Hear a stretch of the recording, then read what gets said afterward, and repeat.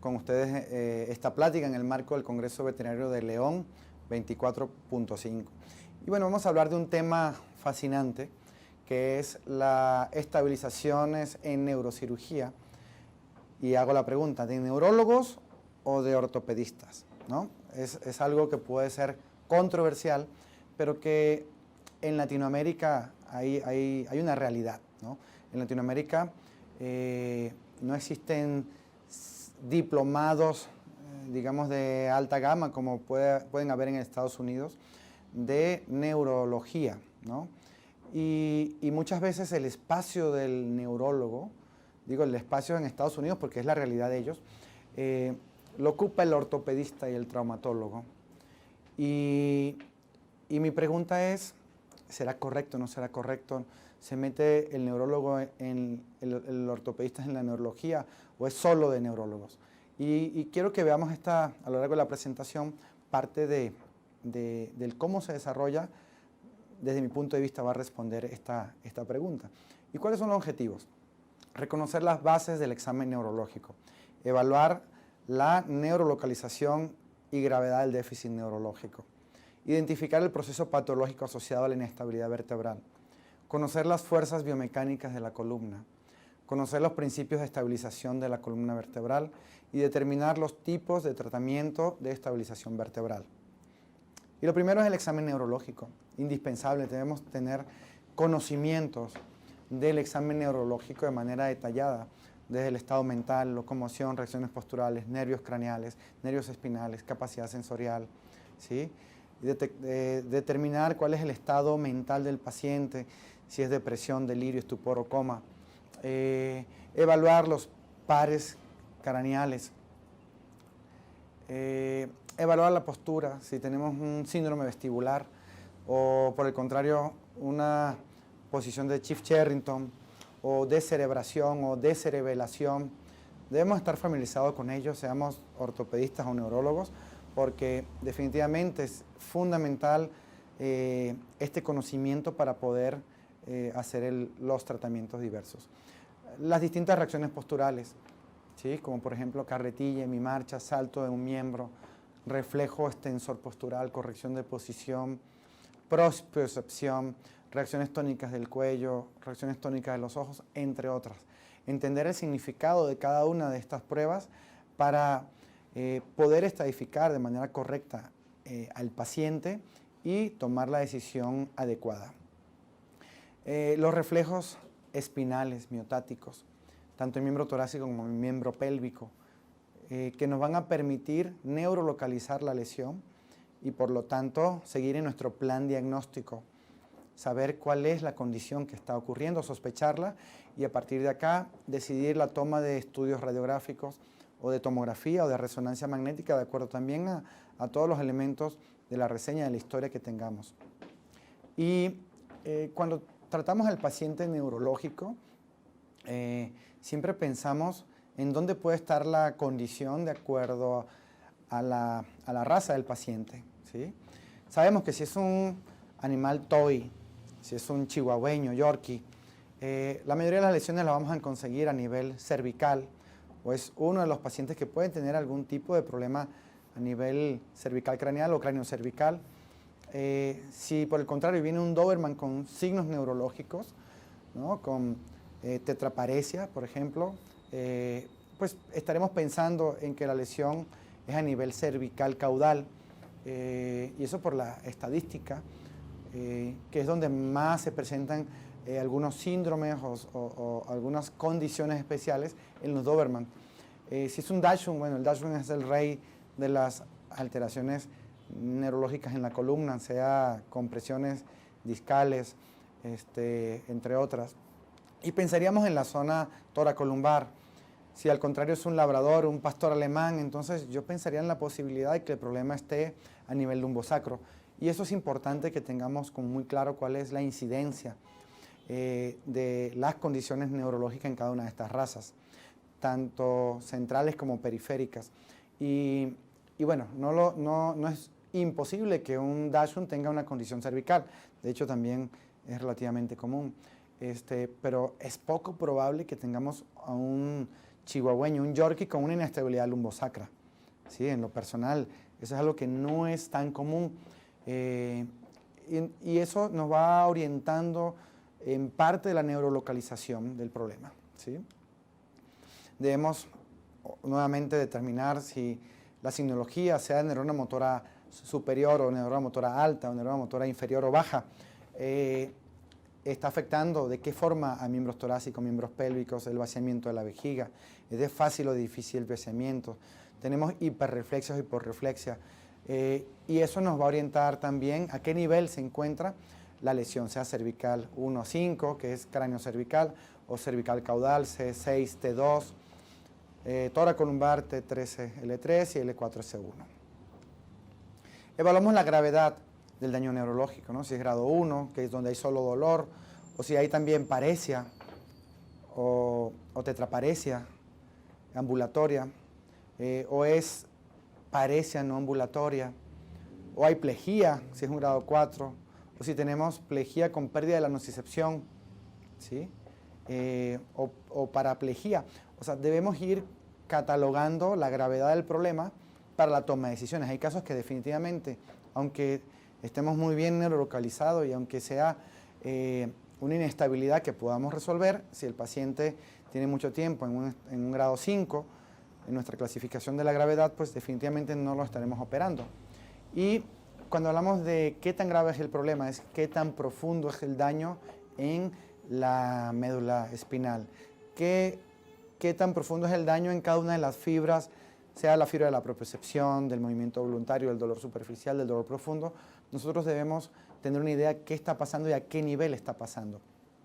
Y posteriormente, también decidir a través de los estudios complementarios. En especial, el primer estudio que hay que tomar sí o sí son las radiografías, que nos dan una gran cantidad de información. Posteriormente, la resonancia magnética es una posibilidad, la tomografía computarizada, de acuerdo de la condición que yo esté sospechando, o sea, que haya una afección importante en el tejido blando, una extrusión discal, pues es más fácil verlo a través de una resonancia magnética, que si tengo una inestabilidad vertebral, pues me interesa más ver el hueso y entonces pienso en una tomografía. Y también existe la mielografía, que es un procedimiento que en algún momento en lo personal utilicé bastante. Hoy día tenemos a la mano recursos más avanzados como son la tomografía y resonancia magnética, por lo tanto no la utilizo.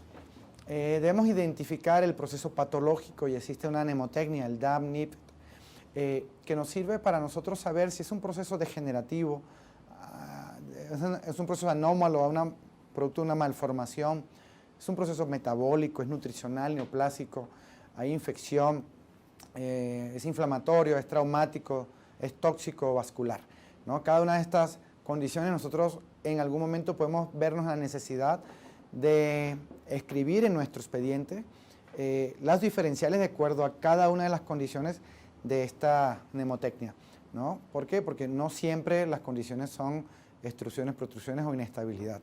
A veces hay otros elementos que pueden generar sinología similar. Debemos definir el tratamiento ideal, ya que tenemos toda esta información y tenemos un diagnóstico certero. Definir el tratamiento ideal, es que va a ser conservador o va a ser tratamiento quirúrgico.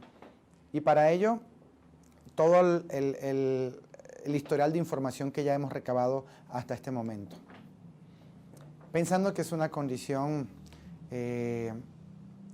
¿cuál sería la indicación del tratamiento quirúrgico? ¿Sí? O sea, ¿en qué condiciones neurológicas tenemos un tratamiento quirúrgico?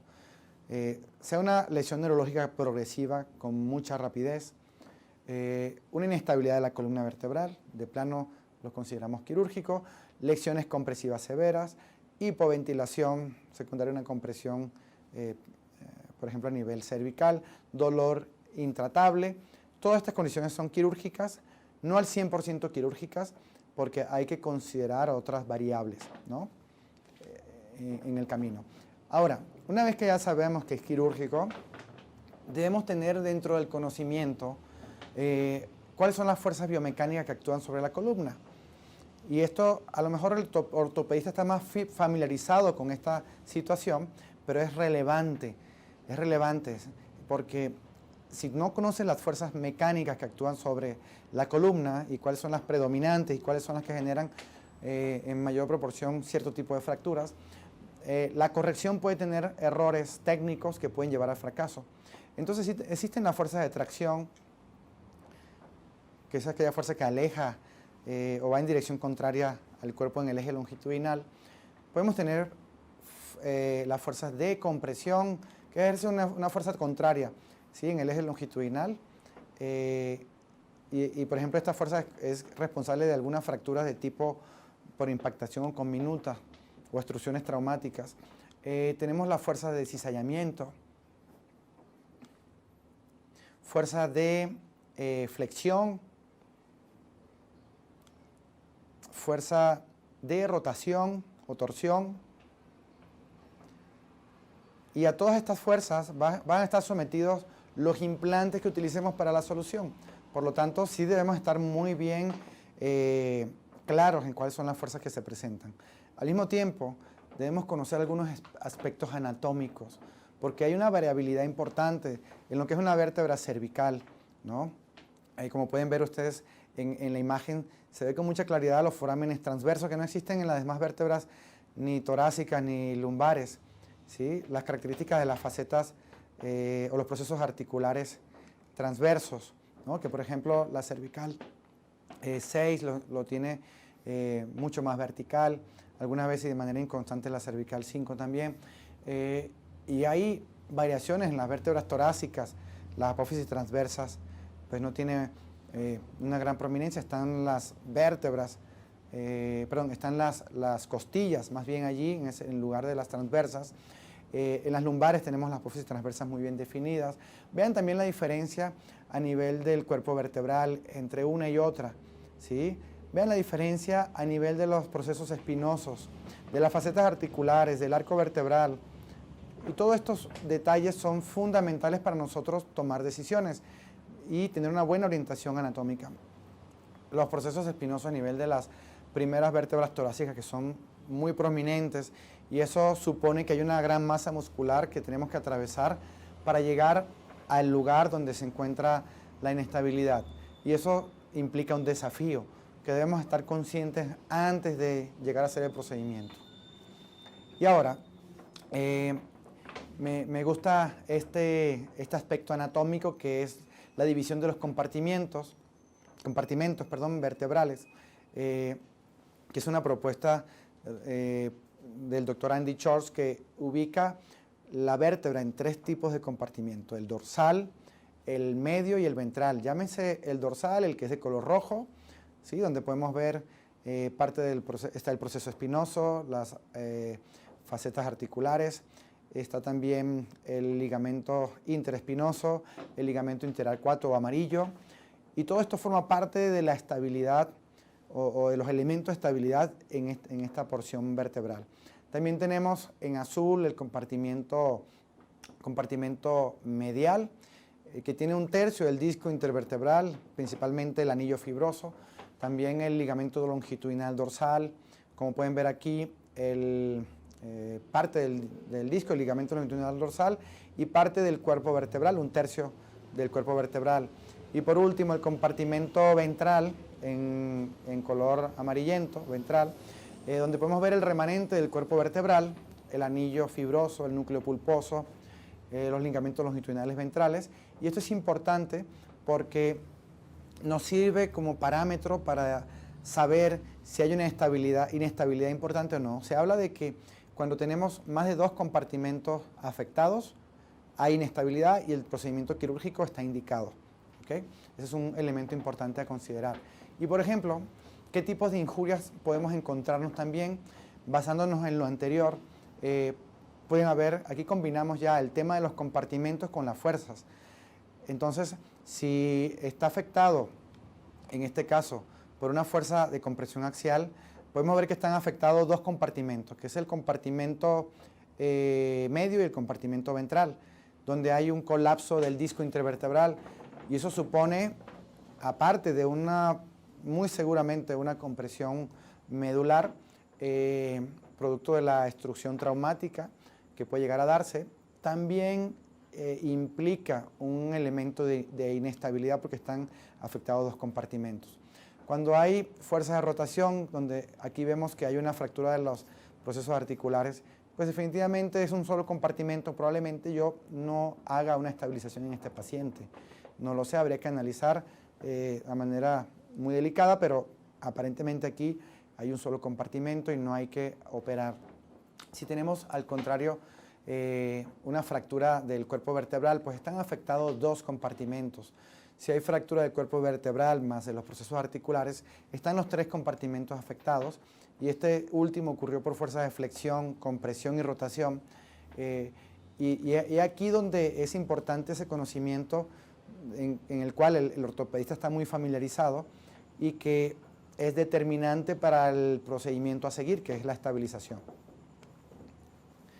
¿Cuáles son las condiciones más comunes que vamos a operar de inestabilidad? Pues una luxación atlantoaxial, un síndrome de Wobler, una fractura o luxación o subluxación, una inestabilidad lumbosacra, entre otras, ¿sí?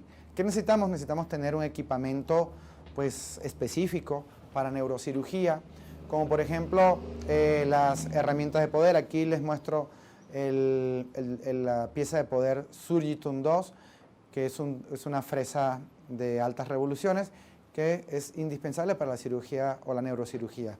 Las herramientas de poder como taladro, con lo cual podemos colocar pines, con lo cual podemos colocar, hacer la perforación en el hueso para la colocación de tornillos, de agujas, etc.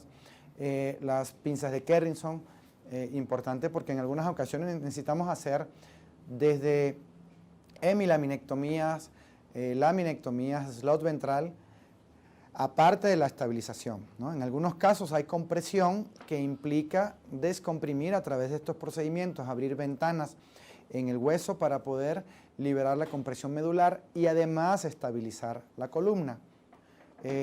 Hay un grupo de instrumental mucho más fino, como por ejemplo el elevador de Freer, como por ejemplo el Dental Proof, que son herramientas odontológicas para la manipulación, por ejemplo, del disco intervertebral, del anillo, del núcleo pulposo y poder retirarlo de manera correcta, con un daño mínimo o sin daño de preferencia al cordón espinal, ¿sí? Curetas, entre otros, separadores de Gelpi, sumamente importantes, las pinzas de Ronjur, que también necesitamos para poder remover en algunos casos huesos.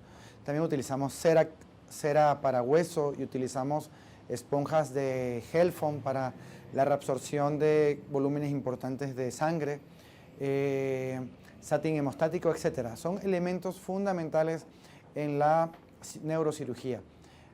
Aquí les muestro el uso de guías junto con el uso de topes. Este es un tope de Broca. Ese tope nos sirve para nosotros, junto con la guía de Broca, colocarlo y limitar la profundidad a la cual yo voy a perforar el hueso y de esta manera evitar un riesgo a nivel del cordón espinal. Veamos, aquí hay un instrumental que me parece interesante, que es el Drill Stop. Es también un tope de Broca que pues nos sirve para nosotros, podemos con mucho más seguridad, una vez que hacemos una medición misma que se realiza con la tomografía o con la resonancia, nosotros trasladamos a la guía o al tope de Broca, hacemos esa calibración y ya yo puedo perforar con mucha seguridad de que no voy a entrar al canal medular. También requerimos ahora sí que elementos para irrigación y aspiración, como son los Fraziers de distintos diámetros para la aspiración. Es importantísimo usar en neurocirugía. Y vamos con la primera condición que operamos, ¿no? Y va a ser un resumen de cómo lo resolvemos.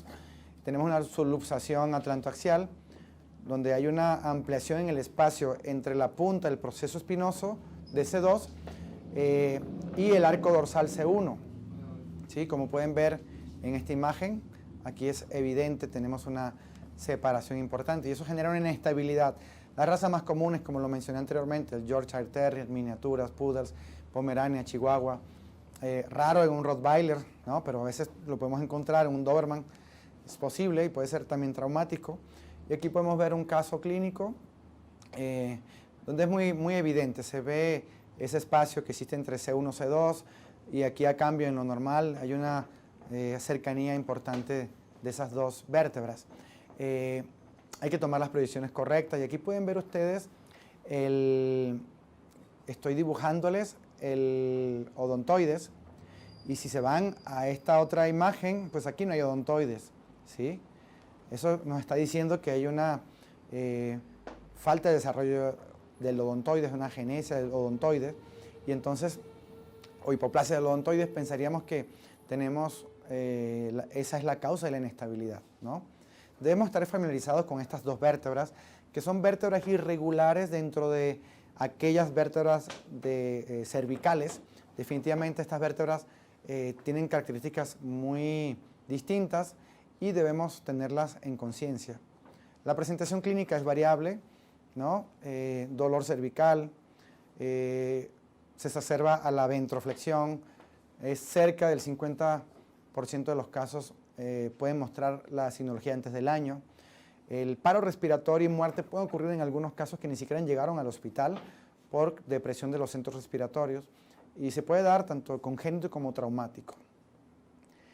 La estabilización inicial es importante y esa la podemos hacer con ferulizaciones, con venda acrílica que podemos utilizar para nosotros estabilizar la columna cervical. Importante que ocupemos el tórax y también delante de las orejas para dar la correcta estabilización. Y bueno, ya la otra parte es quirúrgica, donde nosotros con pinzas de punta a punta podemos, o pinzas de Axon podemos manipular la vértebra C2, que es donde encontramos como el movimiento más importante, y también podemos colocar tornillos en el cuerpo vertebral que posteriormente, unido a sutura, un nylon, podemos nosotros manipular con mayor facilidad. Este es uno de los tratamientos quirúrgicos, que es el tornillos transarticulares.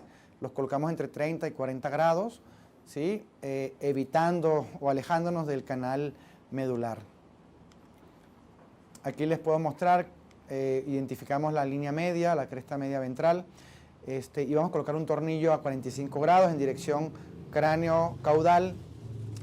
Podemos también colocar los tornillos o agujas oblicuas que van desde C2 a C1 y estas lo colocamos entre 30 y 40 grados y además también podemos colocar tornillos a nivel de ambos lados del cuerpo vertebral de C1, ¿sí? Con una angulación entre 15 y 20 grados. Y esta sería la imagen quirúrgica que yo esperaría de este manejo y esto es suficiente para una muy buena estabilidad. El siguiente paso es colocar polimetilmetacrilato, el cual nos favorece la estabilidad de todo el armazón que acabamos de colocar, ¿no? Importante que tengamos las radiografías, en este caso es una imagen de arco en C, pero que tengamos las radiografías mediolaterales, ventrodorsales y podamos corroborar de que no haya ningún objeto, más bien de los implantes dentro del canal. Aquí les muestro un caso clínico, Paolo, es un Yorkshire Terrier de 6 meses, de 1 kilo, tiene dolor agudo cervical, estuvo jugando con otro perrito y notaron molestia 2 días antes y el día de la consulta, ¿no? Este paciente está tetraparético, no ambulatorio. Y así como lo ven en esa imagen, es un video dramático donde el paciente no se puede ni siquiera levantar, ¿sí? Aquí vemos que este paciente tenía una ausencia del odontoides y por eso la inestabilidad.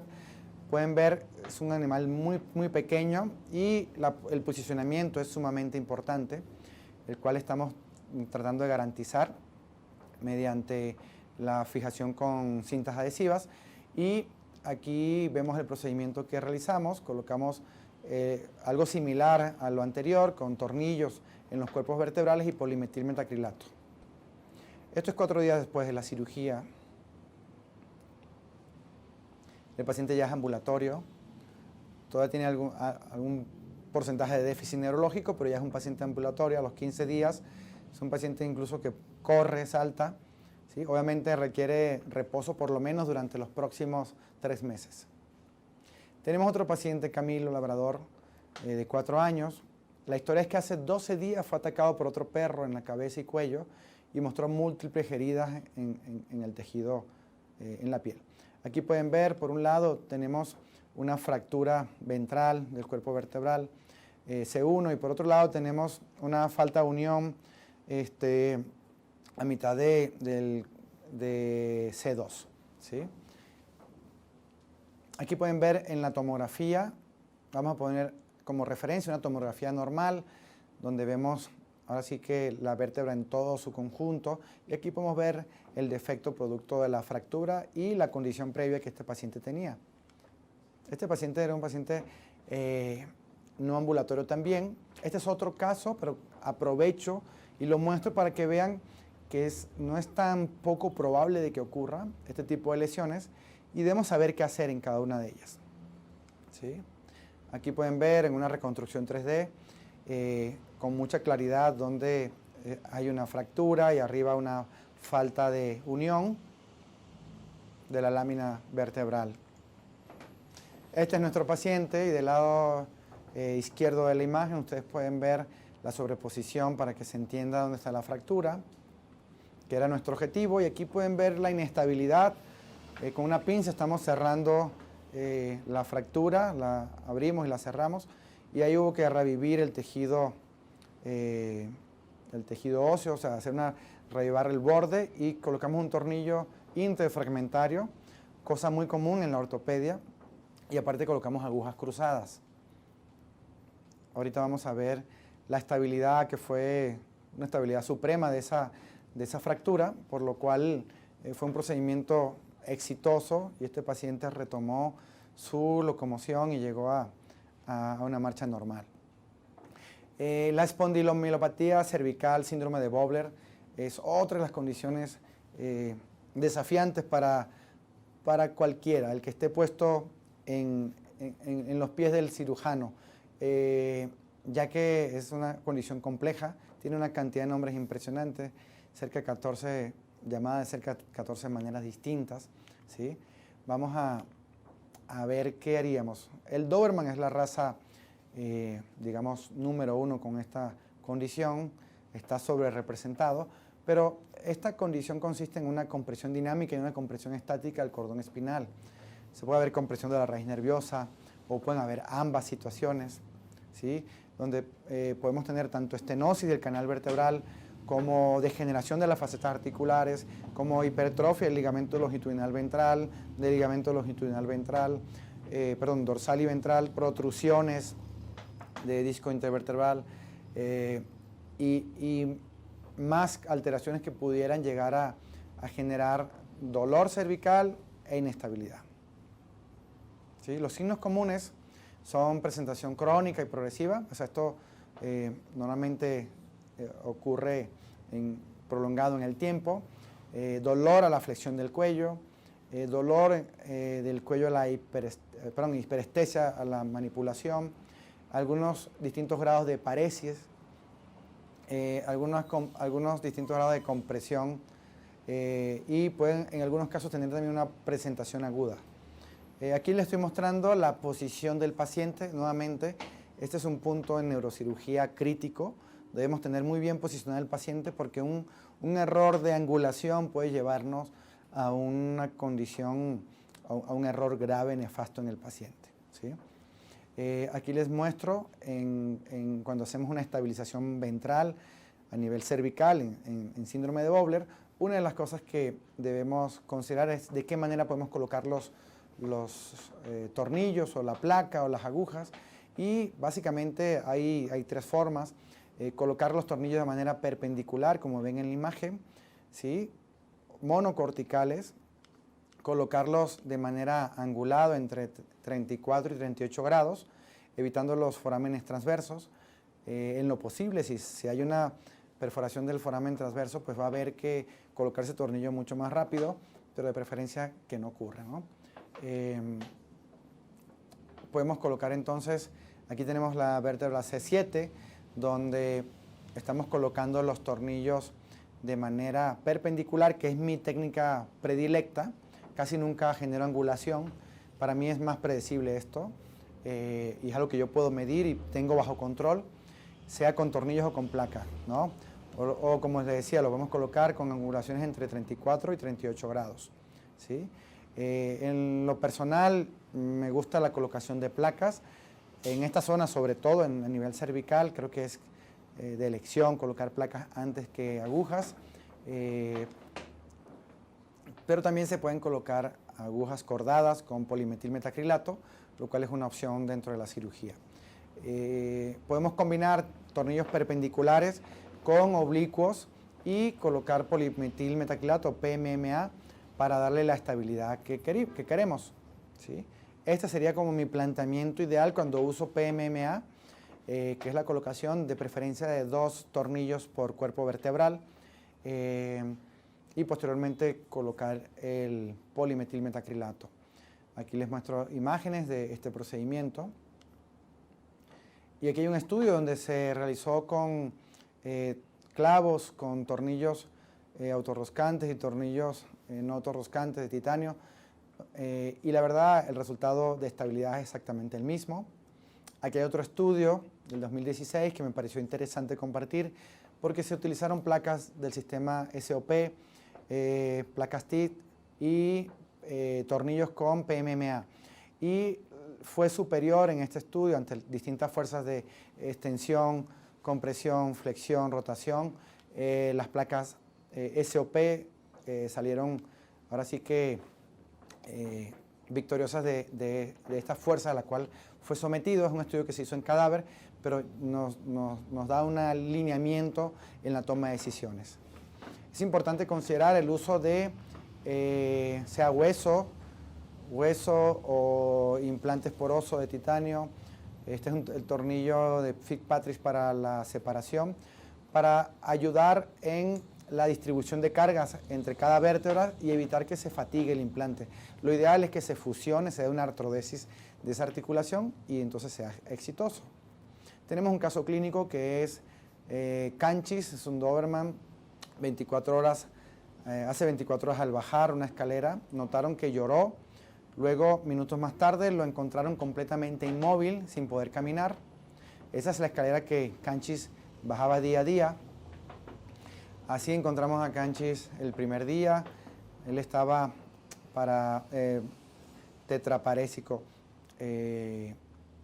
no ambulatorio, ¿sí? Con un dolor cervical importante. Aquí vemos las radiografías donde se aprecia en cervical 6-7 un escalón importante, pues sugerente a inestabilidad. Hay que tomar estudios en posiciones dinámicas como hiperflexión, extensión, hiperextensión y la ventrodorsal, ¿no? Y replicar esto en la tomografía, en el cual se apreció que había una estenosis vertebral de C3 a C7, inestabilidad cervical y también una compresión. Nosotros hicimos un slot ventral y colocamos 2 placas SOP de lado y lado en el aspecto ventral para lograr la estabilidad de esta zona inestable. Y aquí pueden ver parte de la tomografía, la reconstrucción tomográfica, donde vemos que los implantes no están entrando en el canal vertebral. En este video también lo podemos corroborar. Esto es importante, si es posible, siempre hacer una tomografía control y asegurarnos de que no haya invasión del canal vertebral. Aquí es un estudio, es una especie de endoscopía en neurología, porque podemos nosotros a través de la tomografía hacer, incluso a través de, este es un software, el OROS, podemos nosotros averiguar qué está pasando dentro del canal vertebral y asegurarnos si hay un escalón como el que estamos viendo en el momento, pero ahí vemos que no hay ningún implante invadiendo el canal vertebral. Podemos ver el día 2 a Canchis, que ya empieza a tener más movimiento de sus patas, se incorpora en decúbito esternal, incluso se llega a parar y ya con ayuda puede llegar a caminar después del procedimiento quirúrgico en un plazo muy corto. Los pacientes con lesiones cervicales generalmente evolucionan rápido, ¿sí? Aquí podemos ver cómo ya empieza a dar pasos mucho más firmes, todavía con ayuda, al 5.º día. Al 7.º día ya es una marcha mucho más segura y continua. Aquí podemos ver el apoyo que tiene en el momento de la rehabilitación. Y 4 meses después, Canchi está feliz, corriendo, jugando, que es un tiempo muy corto, que todavía requiere ciertos cuidados, pero lo vemos que es un perro que hace una vida normal.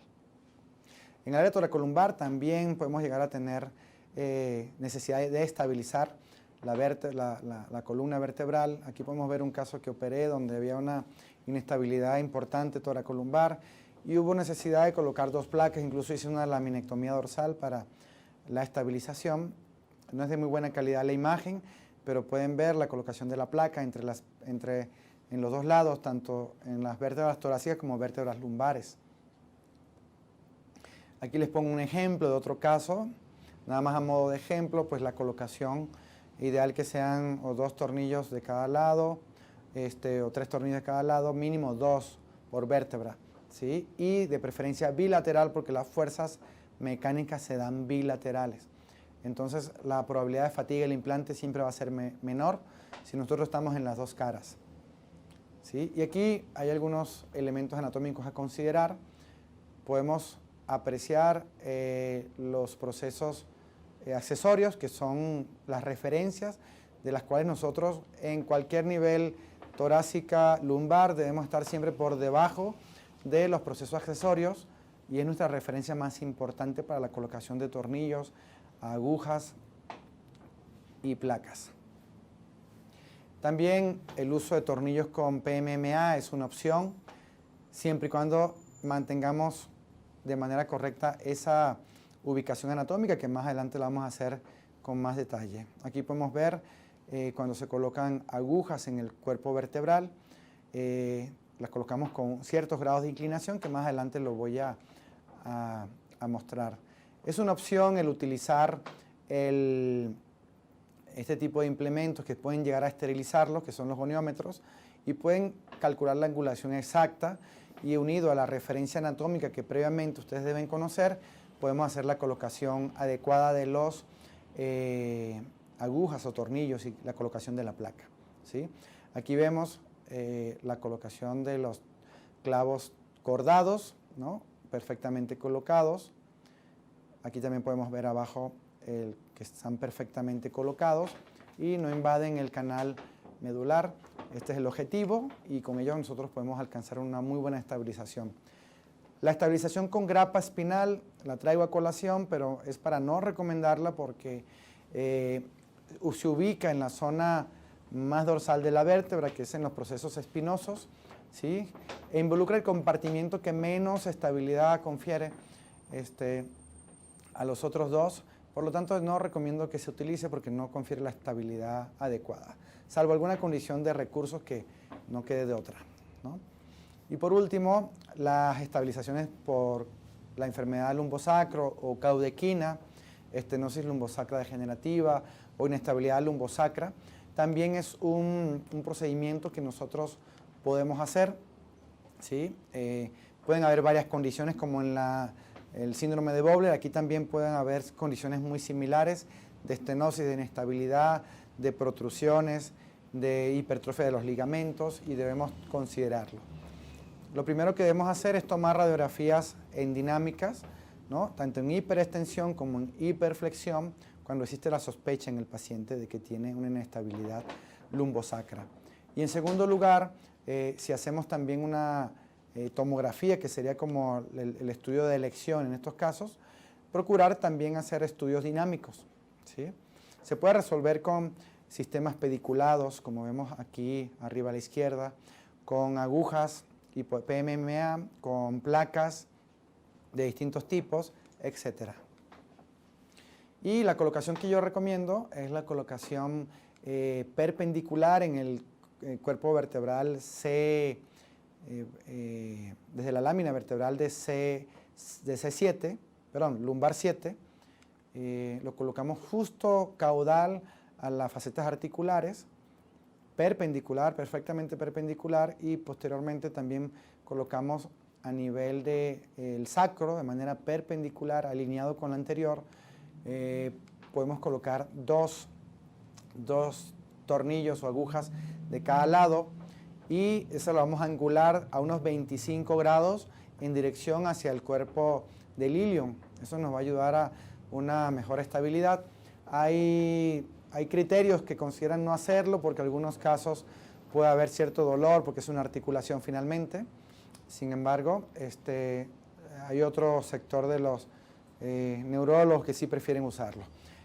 También en verde podemos ver en las facetas articulares del lumbar 7 sacra 1, podemos colocarlo de manera oblicua, ¿sí?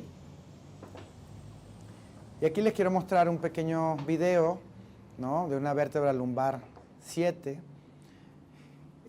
y con claridad podemos ver aquí el proceso accesorio y todo lo que coloquemos con oblicuidad tiene que estar en esta zona, justo por debajo del proceso accesorio.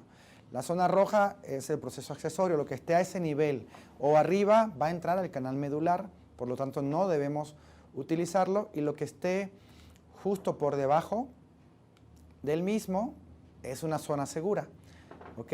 Entonces ustedes pueden utilizar esta ubicación anatómica a nivel de L7. Yo en lo personal me gusta colocarlos, como les comenté, perpendicular craneal a los procesos articulares, ¿sí? Perpendicular totalmente. Me siento bastante cómodo con esa colocación, pero sé también que los puedo colocar a 30 grados o podemos colocarlos a 60 grados, ¿sí? Aquí les muestro la estabilización lumbosacra, que es importante con los tornillos para mayor estabilidad, y aquí ya colocación de las dos placas de lado a lado para la estabilización. Aquí tenemos un caso que es Kalua Bernés de la Montaña, de 5 meses. Llegó con miotáticos hiperrefléxicos, con paraparesia no ambulatoria, 24 horas de evolución y nocicepción profunda presente. Se cayó de 4 pisos. Vean la fractura que presentó Kalua, una fractura terrible de cuerpos vertebrales, y aparte había una luxación lumbosacra importante que generaba compresión. Este es Kalua el día en que está hospitalizado, ¿sí? Todavía no se había hecho, digamos, una inmovilización del paciente, más que el resguardo en su jaula. Y aquí podemos ver la tomografía que se tomó el mismo día. De hecho, tuvimos fortuna que pudimos tomarla muy pronto y se ve con mucha claridad la zona del escalón. Es un escalón bastante importante en esta zona que genera compresión. Aquí están algunos aspectos del procedimiento quirúrgico, que no fue un procedimiento sencillo, pero logramos colocar una placa lo suficientemente larga para estabilizar las vértebras afectadas, ¿sí? Vean que tenemos afección de 2 compartimentos vertebrales con seguridad, ¿no? Pero también están los 3 compartimentos afectados porque hubo también afección de los interespinosos. Aquí podemos verlo 24 horas después de la cirugía. Estamos ayudándole a caminar. 2 días después vemos que hay un apoyo y una recuperación bastante rápida. 1 mes después, aquí hay que tener un seguimiento estrecho porque es un animal en crecimiento y podemos cerrar los núcleos de crecimiento. Entonces, en los estudios radiográficos controles pudimos ver que ya había reparación de la fractura, estaba estable. Y aquí el siguiente paso es retirarlo, ¿no? Retiramos todo el armazón de estabilización y eso fue al mes, o sea, fue una reparación muy pronta. Y obviamente pues, al ser cachorro eso era probable. Esto es 2 meses después. Hay una deformación mínima y una alineación adecuada del canal vertebral. Y por último, el premio de todo neurólogo, neurocirujano, es el que el paciente esté caminando o corriendo, como vemos en esta imagen, ¿sí? Este es un estudio donde se hizo un control o una comparación entre agujas y PMMA, tornillos y PMMA y placas de SOP, y no hubo diferencia significativa en este caso en la estabilidad al nivel lumbar. Las conclusiones. Es crítico tener dominio extenso de los aspectos anatómicos, es crítico tener dominio de la neurología y neurolocalización, es crítico tener dominio del uso de la instrumentación, es crítico tener entrenamiento en neurocirugía. Esto no se puede hacer sin entrenamiento. sería una gran irresponsabilidad. No todas las inestabilidades son quirúrgicas, esto es importante considerar. Y por último, la pregunta que dejé al inicio, el comentario que dejé al inicio, de neurólogos o de ortopedistas, mi punto de vista es que ni de neurólogos ni de ortopedistas, de neurocirujanos, ¿sí? Y es válido el unirse el neurólogo y el ortopedista y hacer estos procedimientos en conjuntos, porque se requiere información profunda de ambas áreas. Y bueno, ya terminamos esta plática. Fue un gusto compartirla con ustedes y nos estaremos viendo en el Congreso de León.